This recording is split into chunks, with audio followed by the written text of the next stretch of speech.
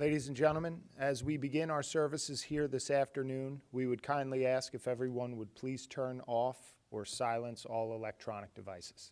Thank you.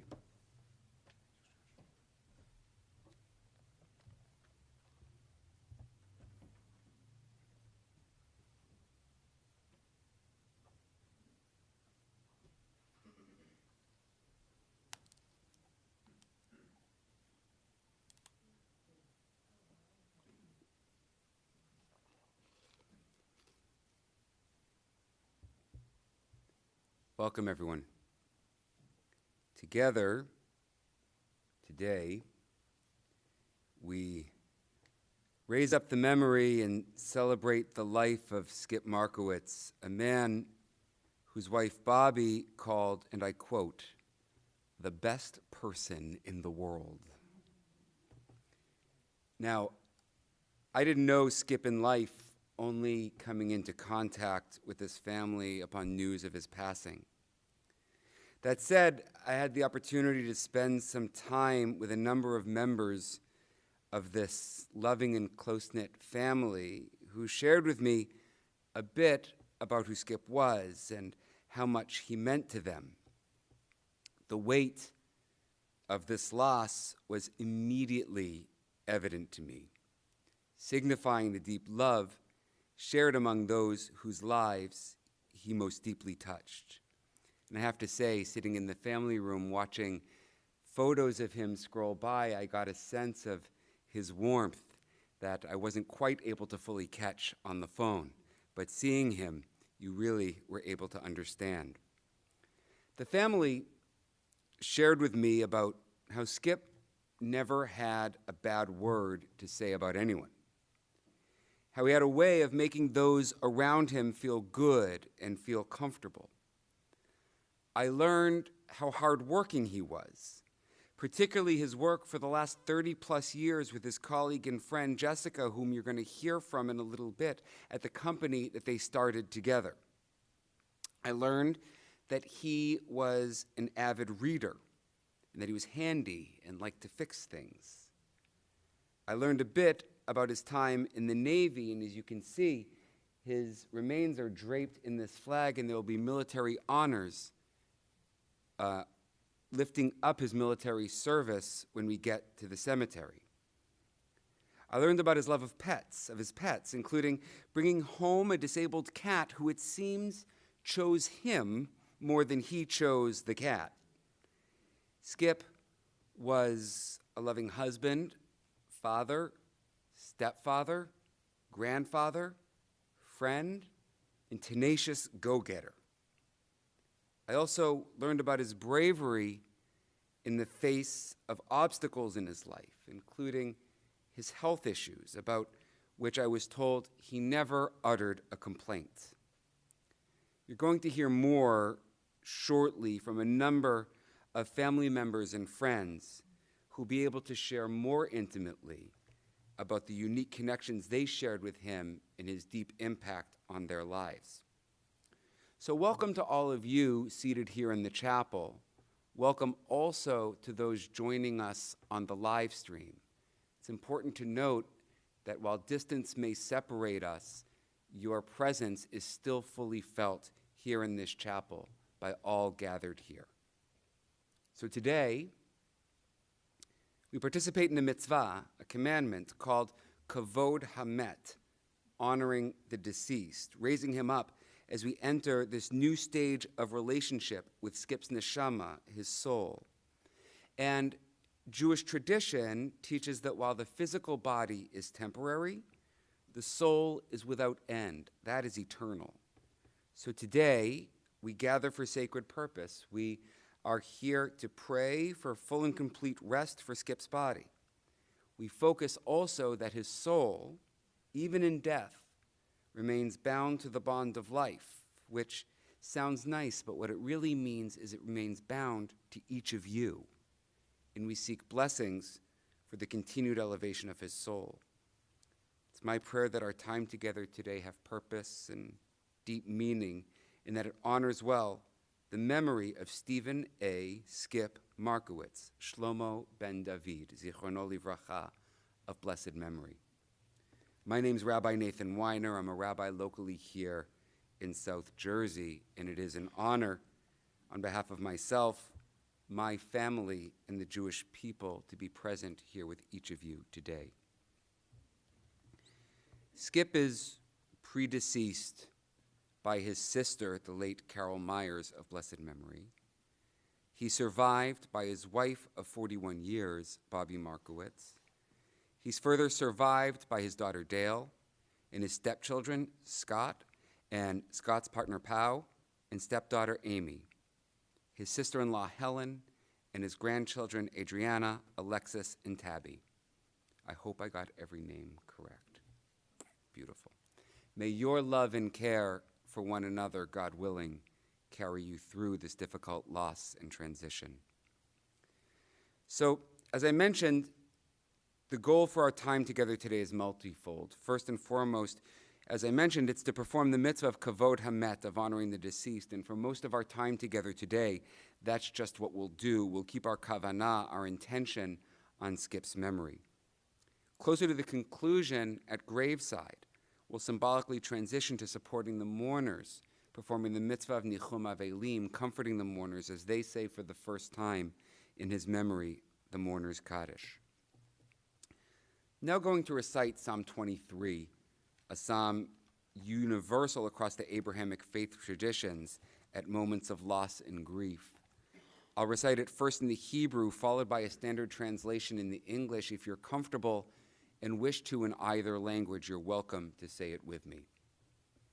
Mizmor leDavid, Adonai ro'i lo achsar, bin oteshe yarbitzeni al me menuchot yinahaleni, nafshi yeshoveh v'encheni b'maglet tzedek lema'an shemo, gam ki elech bal getz al mavet lo irara ki atay imadi, shivtecha u'mishantecha hema yenachamuni, ta'aroch lefanai shulchan neged sorarai, dishanta v'shemen roshi kosi revaya, ach tov v'chesed yirdefuni kol yemei chayai, V'shavti b'veit Adonai le'orech yamim.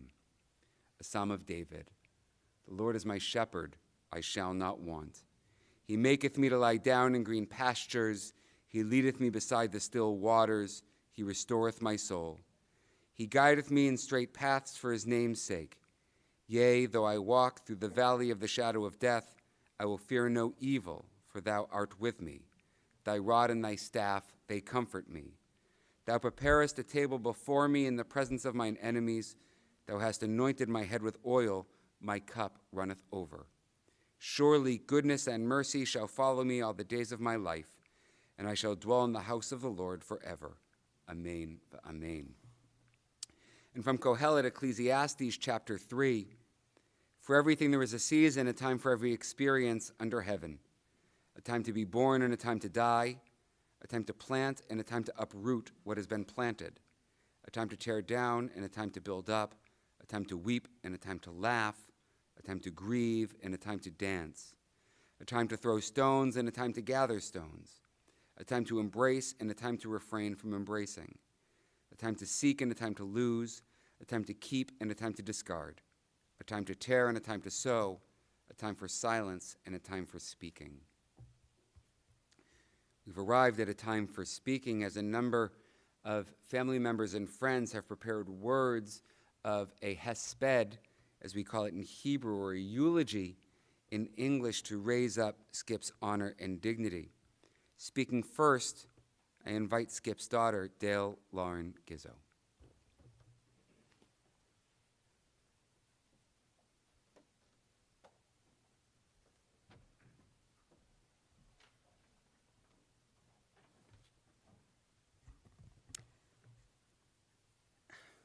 Thank you all for being here today.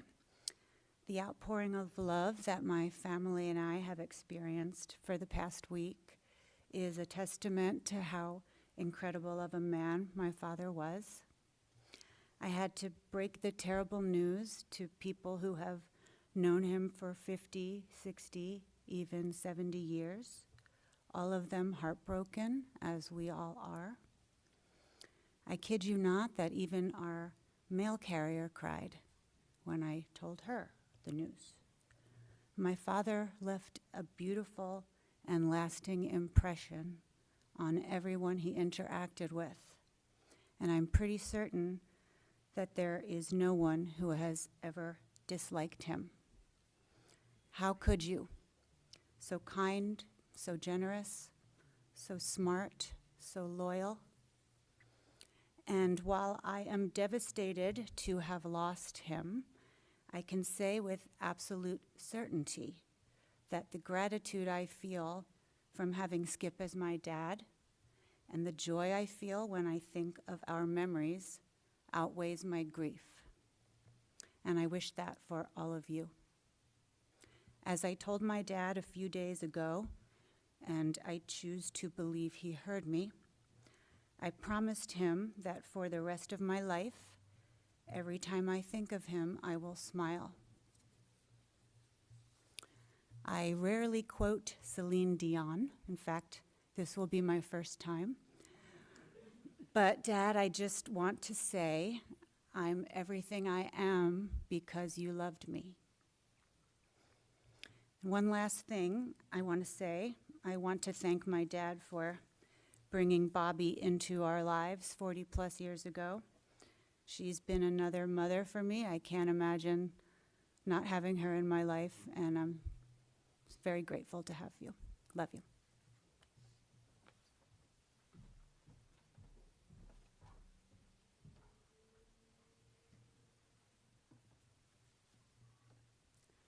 Now welcome Skip's friend of over 50 years, Dennis Gaddy.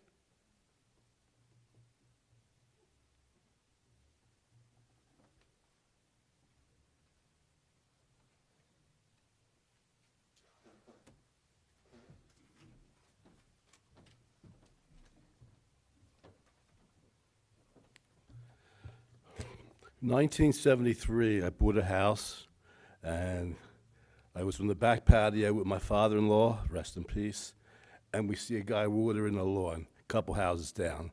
And my father-in-law looks at him and says, he was in the Navy. Because of the way Skip says, he says, that's the way you stand on a ship. So we walked over and introduced myself, and that was the start of a 50-year friendship. I've just been a fortunate person to have known Skip. We've done so many things over the years. I made just a list of, we sailed down the Jersey coast and got caught in a huge gale, and went to Playboy Club in Great Gorge and wound up on the expert slope, and we were both novices. Went to Newport, Rhode Island, saw the last America's Cup, and we went into a motel when the guy, at the time, the ex-governor of Massachusetts was running for president, and the guy thought that Skip was him. And he had to convince me he wasn't Michael Dukakis. He did look like Michael Dukakis a little bit too back then, except Dukakis had bushy eyebrows. But other than that, he looked, I can get one-on-one. We had so much fun together, and he was such a great friend. And I was so fortunate to have had this friendship. I started to make a list of his qualities. It started to sound like a Boy Scout handbook. And Bobby was right. He was just the best person that ever lived. And it occurred to me there was a word, a Yiddish word, in fact, that he was fond of. And it's a unique word because it encompasses almost all the best traits of the human experience. And if anybody ever deserved it, he lived a life that he deserved this accolade. And I'm going to miss him very much. I'm sure we all will. And Skip Markowitz, you're a mensch, and I love you.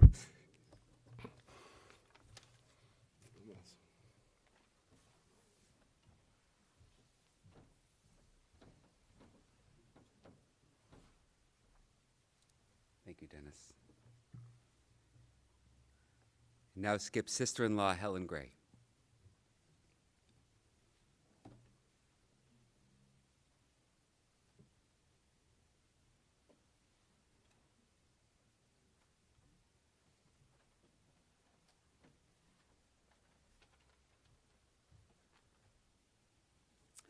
Hello, everyone.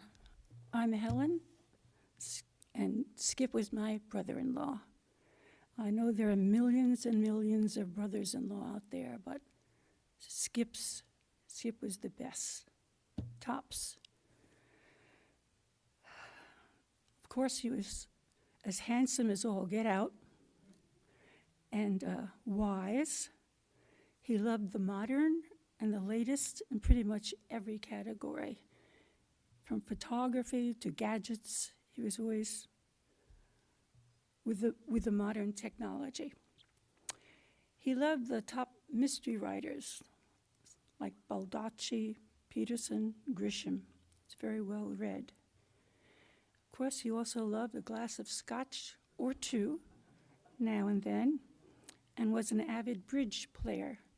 And he even played via Zoom. He had a marvelous sense of humor. One year, Bobby, Skip, and I made a trip to London. And we came back, it was the wee hours of the morning. And so Skip went to pick up the car. Well, there were no attendants at that hour, nobody around. And for some reason, Skip couldn't find the car. And so I said, well, how about pressing the fob for the horn? So we did, and we heard the horn in return from here, and here, and here, and here. It just echoed all over, but we couldn't find the blasted car. We finally did, but it took longer than the flight itself to London. My name for Skip was FG, which stood for Freakin' Guru, because he was an expert at computers. Of course, everyone knows I'm technically challenged, and so the name fit. His name for me was Ghoul, which rhymed with my middle name, Jewel. So FG discovered I usually flip through the channels on my TV to find what I really want to see. Lo and behold, the next week, I end up with a free subscription to TV Guide and also a subscription to People, so Skip wanted to keep me up to date. He was so thoughtful. He knew that my favorite television show was Blue Bloods, and I always referred to Tom Selleck as Hubba Hubba. And so, loving FG sent me in the mail a cutout, about 2 feet tall, of Tom Selleck, which I still have on my bureau. In addition, he sent me a pillow with a great big picture of Selleck's face smiling at me. So thoughtful, so thoughtful. Generous to a fault. And as has been pointed out already, he never spoke ill of anyone, no matter what. He had a huge heart, never carried a grudge, and reminds me of the term smooth sailing through life. He never complained, even toward the end. He may have crossed over the bar, but he'll live within us forever, in our hearts. And we were blessed to have him in our lives. Rest in peace, dear Skip.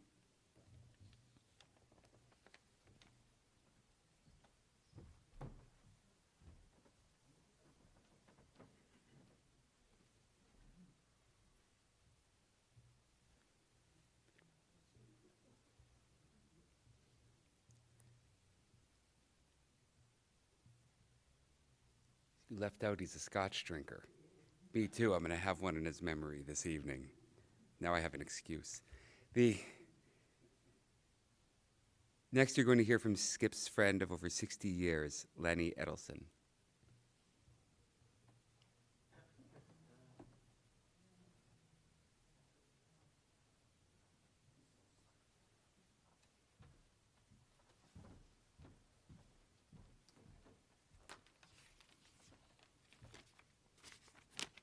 Hello. I'm Lanny Edelson. My thoughts about forgiveness with a degree of exaggeration today. I met Skip almost 70 years ago in junior high school and became friends at Central High School and again at the University of Pennsylvania, where I was a pre-med and he was an electrical engineering major. My wife Mickey and I eventually settled in Wilmington, Delaware. On various occasions, Skip and Bobby would come to Delaware and stay for a weekend at their favorite bed and breakfast, the Monchannon Inn. We would meet for dinner at Crazy Cat's restaurant and talk about the past and our kids. We were planning another meeting at the inn when I received a call from Skip about 2 years ago, notifying me that he would not be able to get together because he had esophageal cancer and had trouble swallowing. Being a physician, I was stunned, knowing full well the difficulty in treating this aggressive tumor. Despite that, he was courageous and embarked upon a radiation and chemotherapy regimen. I would call him weekly, usually on Monday or Tuesday, to see how he was doing. I would ask him to consider getting together for lunch, even if it meant he had to have a liquid lunch. The discussion about lunch went on every week, and as recently as last week, when I mentioned that we were both in our 80s and we needed to get together for lunch, that never occurred. I understand, and I forgive you, Skip. Skip was in the Navy ROTC program, and during the summer break between our third and fourth years at Penn, he was scheduled to be on an aircraft carrier in the Mediterranean. I was on the track team at Penn and was scheduled to run against Oxford and Cambridge in London, as well as 2 or 3 other teams. Skip and I decided to meet in Rome several weeks later with another friend, Bob Lipson. I left London, made it to Amsterdam, and hitchhiked to Belgium, Luxembourg, and eventually Paris. From there, I took a train to Rome, where miraculously the 3 of us met at the bottom of the Spanish Steps and began our travels together. We had a book titled Europe on $5 a Day. The book suggested that we see the Sound and Light program at the Roman Forum. We arrived at the site suggested in the book, but could not see over the fence. Skip had a great idea. Let's hop over the fence, take a seat on the ground, and watch the show up close. Not a great idea, we found out. We were suddenly surrounded by lights as the show began, at which point we quickly jumped the fence to escape. Skip, I forgive you for this crazy idea. The following day, we were scheduled to see the Sistine Chapel at the Vatican. We were somewhat hungover, and Skip said, "We'll see it next time." I eventually saw the Sistine Chapel, but 40 years later. Once again, I forgive you, Skip. From Rome, we headed north. We missed the train in Milan, and at Skip's suggestion, we decided to sleep on the benches in the empty first-class lounge at the train station. We did not have a first-class ticket, and were quickly escorted out of the lounge by the police. Skip, I'm getting tired of forgiving you. We headed to Geneva, Switzerland, where we decided to have dinner at a bar/theater with some scantily dressed performers. The dinner was fine, the show was revealing, but Skip noted that we did not get a bill. Maybe they forgot us, he said. Skip and Bob got up and left, leaving me alone at the table. I then attempted to leave, where at the door a man pulled out a gun. At that point, my college French came in very handy as I said, "Je regrette, monsieur. Combien ça coûte?" I'm sorry, mister. How much was it? We left in one piece. Despite that scare, I forgive you, Skip. Having survived the gun incident, we decided to rent a Volkswagen. We didn't have a lot of money, and the man told us that the cost would be a daily rate plus mileage. We signed the papers and took off. Shortly thereafter, we stopped, and Skip, the engineer, opened the hood and disconnected the odometer. We took that Volkswagen all over the place. By the time we returned it, it was filthy dirty. Skip reinstalled the odometer. We went back to the rental place where the man said, 85 kilomètres, 85 kilometers. That's all. I said, "C'est tout, that's all." I responded, and off we went. Once again, I forgive you for that crazy engineering stunt, Skip. It was an incredible, educational, eye-opening, and wonderful trip that I will never forget. Thanks, Skip, for the memories, despite some of your crazy ideas. May you rest in peace, my dear friend, and may your memory be for a blessing. Thank you.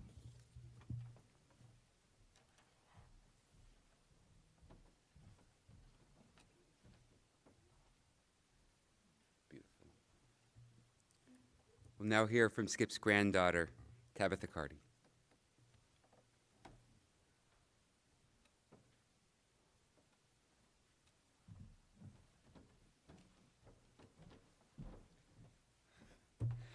Hi, everyone. Thank you for coming. Pop-Pop, I cannot believe that you are gone. It seems like just like yesterday, we were going out on Saturday and running errands and going to lunch. Thank you for being there for me during some rough times and making me laugh when I needed you. I will miss your company and our long talks about random things or showing you my riding videos. I hope I have made you proud of my accomplishments, and I will continue to make you proud while you look down on me. I thought you should know that I will terribly miss you now that I can't talk or see you anymore. I cannot bring myself to say goodbye, so I will say see you later. I love you so much, and I won't ever stop.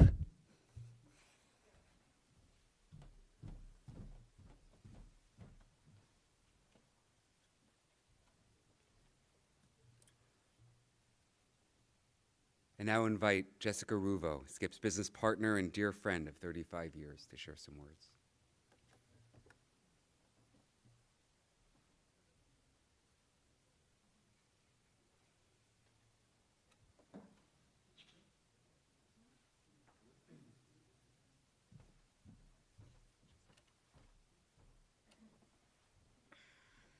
Hi, everyone. This is going to be difficult, so bear with me, please.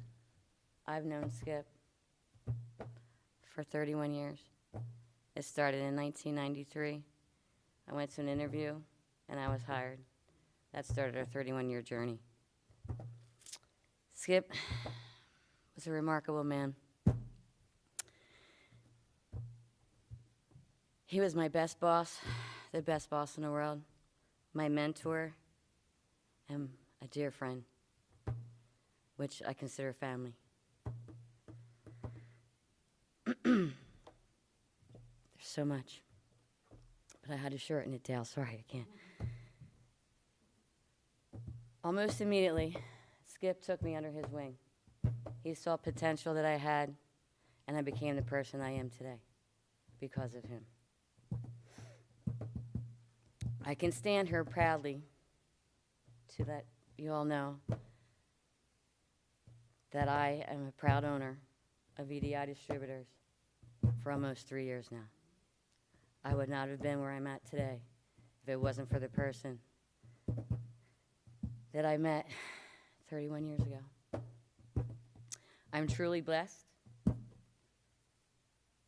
and I know there's going to be stumbles along the road, hard times, because my mentor is gone. But I will reach out and here, because he will always be with me, and I'll never forget what he offered me in these 31 years. So to my best pal, my dearest friend and family member that I consider in my heart, I'm gonna miss you, pal, totally, with all my heart, and I love you. And I'll always have your six, and Bobby, I'll always have yours. Thank you, everyone, for listening to me. Sorry about pounding.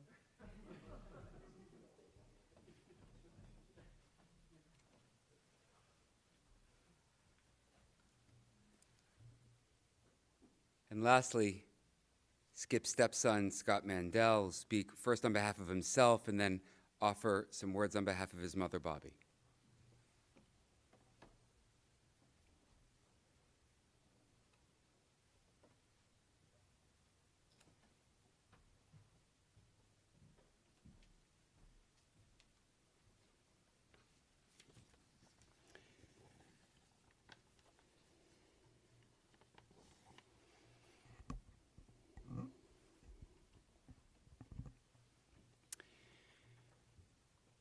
Thank you all for coming.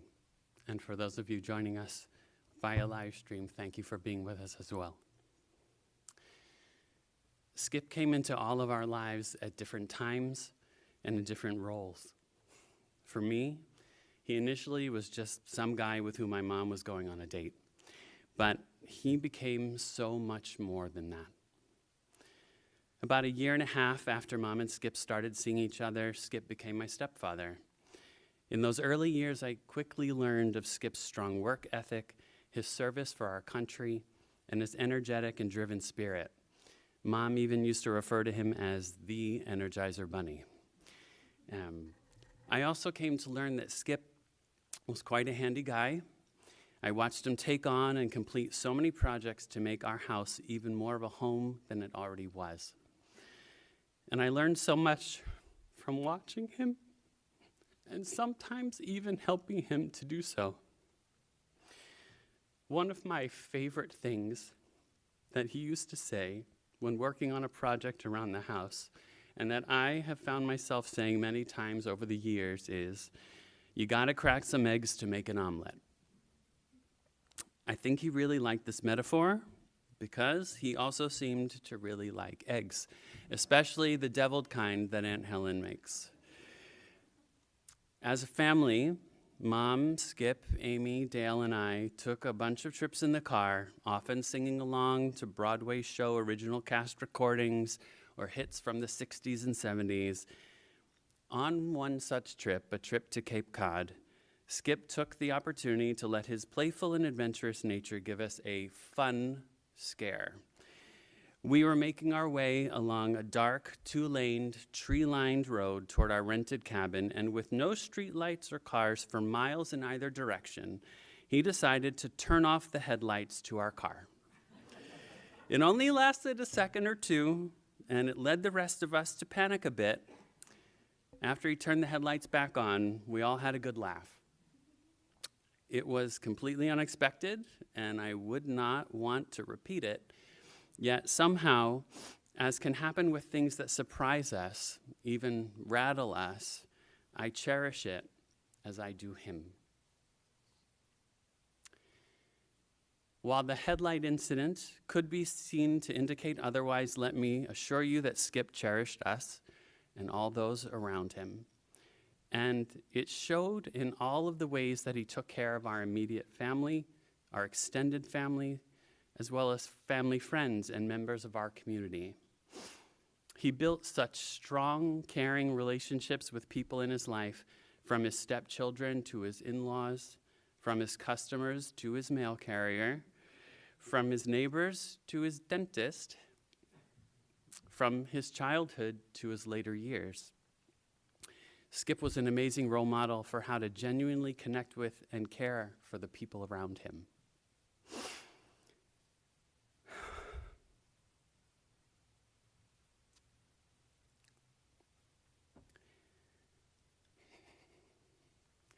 Skip's spirit was indomitable. When challenges arose in his life, he stood up to meet them. He faced his challenges, including midlife unemployment and later heart disease and cancer, fully and valiantly. He never backed down, never gave up, and always kept pushing forward. And he encouraged me through all these years to do the same whenever life's challenges came my way. Thank you, Skippy, for guiding me, supporting me, and championing me in all the ways that you did. I'm a better and stronger person for it. Back in my teens, Skippy gave me this birthday card that reads on the front, "Wishing a terrific stepson," and on the inside, "A day that's terrific too. Happy birthday." He couched the text inside the card with the words, "Dear Scott," and "Love Chipper," which he almost always was. And he also included a postscript that read, "These stepson cards are really the pits. As you get older and wiser, I hope you'll see we can sort of drop the steps and be more like reels." Well, Skippy, I'm so glad that years later we made that transition for reals. In honor of you, Skip, as the head of our family, in line with the custom of saying farewell to a sailor, and in line with what I think you would wish for all those here to honor and remember you, Captain, I wish your spirit fair winds and following seas.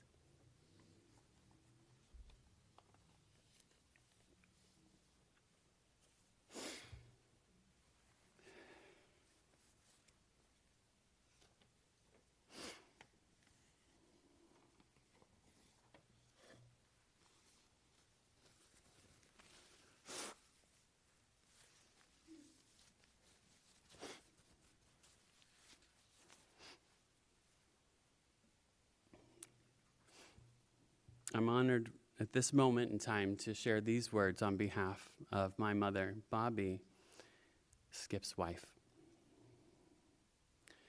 Dearest Skip, you are by far and away the best thing in the world that ever happened to me. You were and still are the love of my life. Everything I do, everything I think reminds me of you. You'll always be in my heart and mind. You are the smartest person I've ever met, the kindest, moral, and most giving, never saying a negative thing about anyone, unlike some other people we know, me. We had the most wonderful life together. We danced together, laughed together, made decisions together, always with our family coming first. We always said, "We love you" to each other, to the moon and back. I'll try to go on, even though the light and joy has gone out of my life. I have all of the wonderful, funny, talking gifts you've given me to keep me going. Life was so unfair, leaving just a shell of the person you were, but I will always just remember the whole, handsome, brilliant Skip Markowitz, the best of the best, the one who could do everything well and did it better than anyone. Now and always we will be together forever, and soon I'll join you to have and to hold forever and ever. Your always loving wife, Bobzio.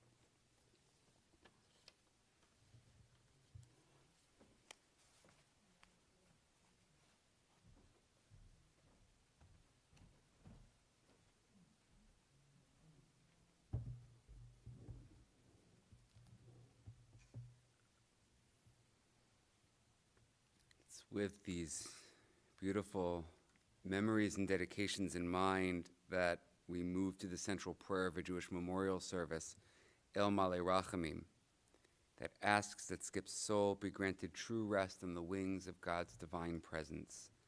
I'll read it first in the English, followed by chanting in the Hebrew, and if it's comfortable physically for you to do so, I invite you to please rise.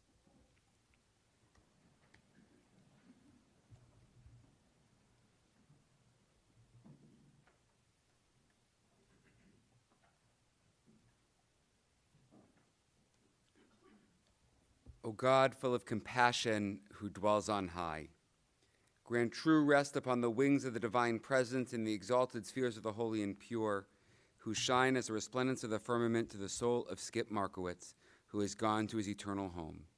For charity has been donated in remembrance of his soul, may his place of rest be in the Garden of Eden. Therefore, may the All-Merciful One shelter him with the cover of God's wings forever, and bind his soul in the bond of life. Adonai is his heritage. May he rest in his resting place in peace, and let us say, Amen.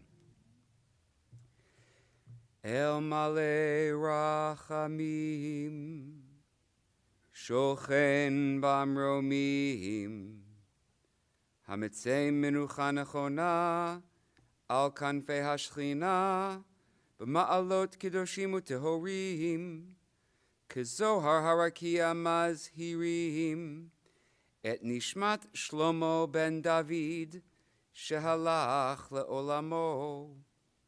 Ba'avor shenadvu tzedakah, ba'ad hazkarat nishmato, began Eden tehe menuchato, lachen bal harachamim yastirehu beseter kenafav le'olamim. Vitzror hachayim et nishmato, Adonai hu nachalato, v'yanuach al mishkavo b'shalom, v'nomar, Amen. Please be seated.